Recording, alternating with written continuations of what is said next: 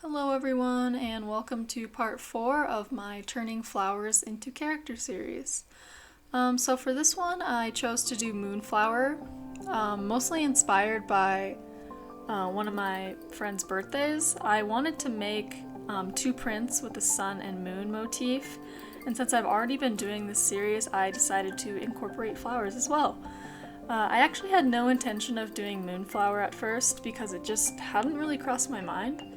I was sort of playing with a snapdragon armor design instead because the husks of dead snapdragons look like skulls, so I thought that would be a really cool addition to add in, but I couldn't find a strong enough design direction I wanted to go in other than the skull thing, so I kind of scrapped it, and then the timing for Moonflower just happened to be good, so here we are.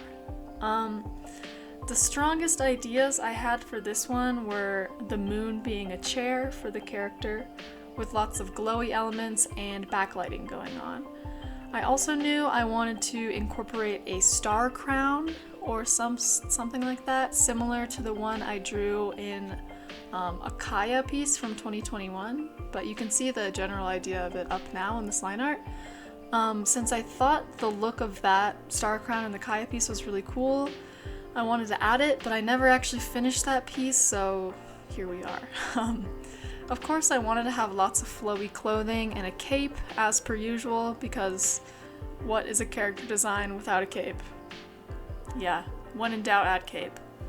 But the rest of the design elements were more or less taken from the shape of the Moonflower after I did an initial sketch of it. Of course, there's the actual Moonflower at the hip, which you can sort of see right now. And then the high collar, which is sort of meant to look like the petals as they're viewed from the side. And then also the sleeves are also emulating that collar shape. This piece was really good practice for me because I got to draw a lot of elements that I'm not super well versed in. As per usual, I'm sure you can guess, the hands are always an area of difficulty for me. If you've seen any of these character design videos, you will notice that I almost always don't touch the hands until the very last bit, because hands are just so terrifying for me. Other than the hands, the feet were also a bit of a challenge. I don't think I've ever drawn bare feet in my life, much less rendered them. Yeah, I had to look up references for that, which I mean, yeah, we all do it. But for some reason, when I searched, quote, foot drawing reference on Pinterest, which tangent made me feel really weird, my internet decided to go out, so I got a no results message, like, I already have to stoop to looking up feet pics on Pinterest, and then my Pinterest is like, yeah, no, not today. Good luck with that. That was delightful, so there was also that bit. On top of drawing the hands and the feet, I also drew a sitting position and a face at 3/4, so a lot of elements happening here that I didn't have a lot of practice with. You'll know that I'm really reaching for new heights if you ever see a side profile for me. I'm afraid of them. I have tried and I'm afraid, but I'll get there someday. Luckily for me though, references do exist, so at least I had help to get me started. I should probably say at this point that I actually have no idea if a moonflower is a specific flower or just references to a variety of flowers that bloom under moonlight. Probably something I should know, but as we've established, I didn't do as much research, and I'm air quoting research because, this is a fantasy channel, so am I really doing that much research? Not really. However, I was listening to a podcast recently that happened to talk about moonflowers, and it said that one of the things they represent is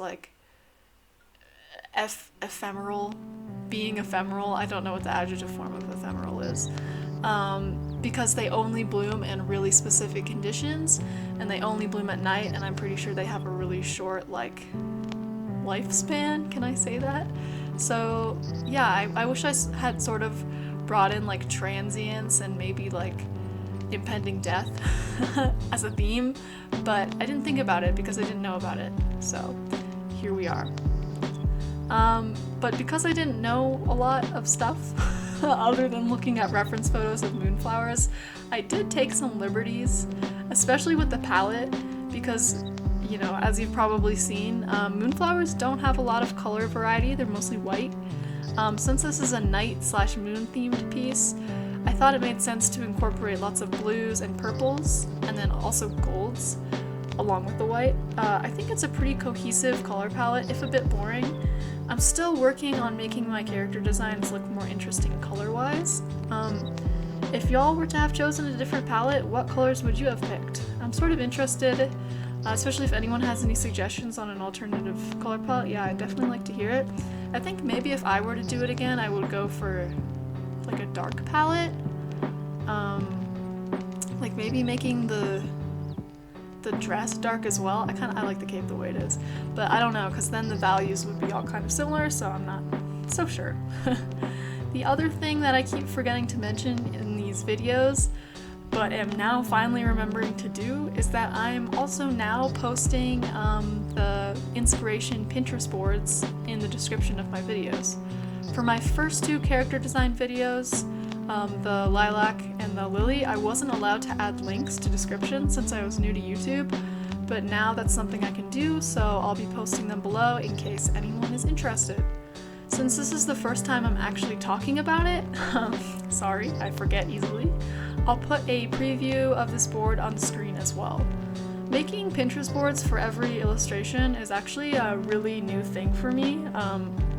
Usually I don't plan things at all, but since I have started YouTube, it's something I've started doing, and I think it's been really helpful to actually have reference for anything I might need. And then also, if throughout the piece I'm like, oh, what do the segmented fingers of hand armor look like?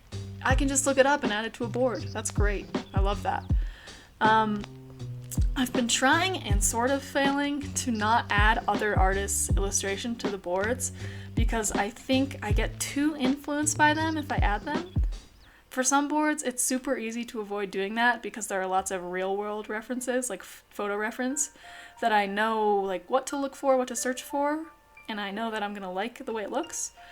But yeah, this one was definitely a tougher board for me. I ended out sort of adding a lot of illustrations from other like moon-related characters, which, you know, you gotta do what you gotta do. But I'm also like, am I copying out? Is this too much of a copy from other people's artists or art? I don't know. Maybe.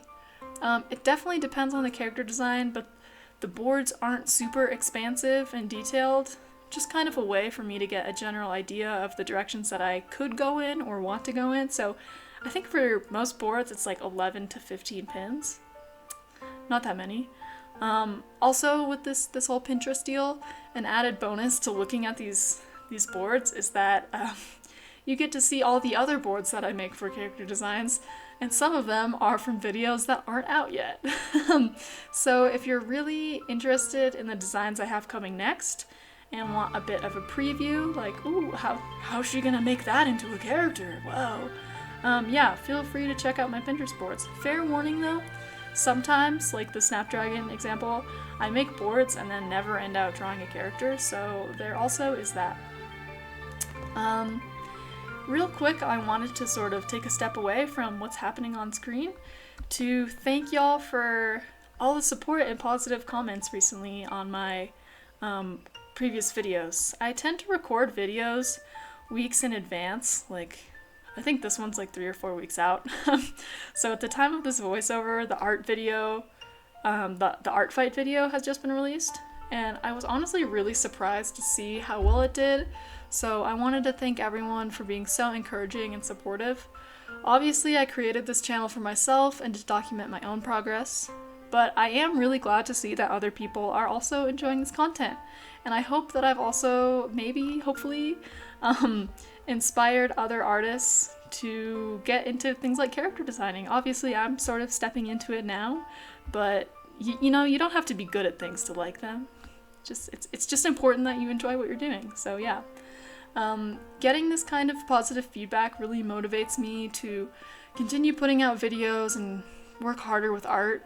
So yeah, I'm really thankful to you all. To be honest, I think this is the first time in like years that I felt motivated to draw consistently, and part of it is that I have this like internal, I I have not a deadline exactly, because it's like something I want to do and it's not stressful, but it's like every week I'm trying to be consistently putting stuff out. And I think that honestly has helped my improvement a lot, so I'm having a good time.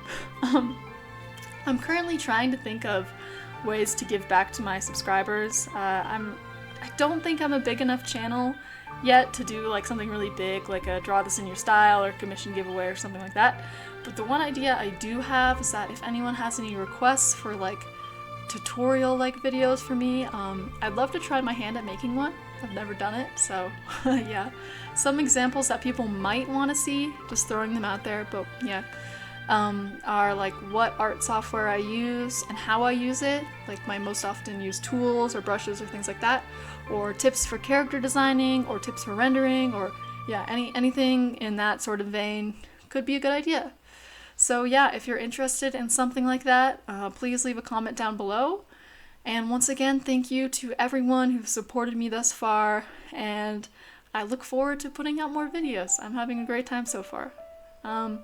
Back to what's happening on screen, I'm pleasantly surprised with how cohesive this palette turned out, especially when paired with the colors I used for folds and cloth and like general shading. I don't know if those are the correct terms, don't come for me. All the clothes are white, but adding purple shading on the dress and then the blue shading on the collar and cape adds more variety, but also sort of maintains cohesiveness.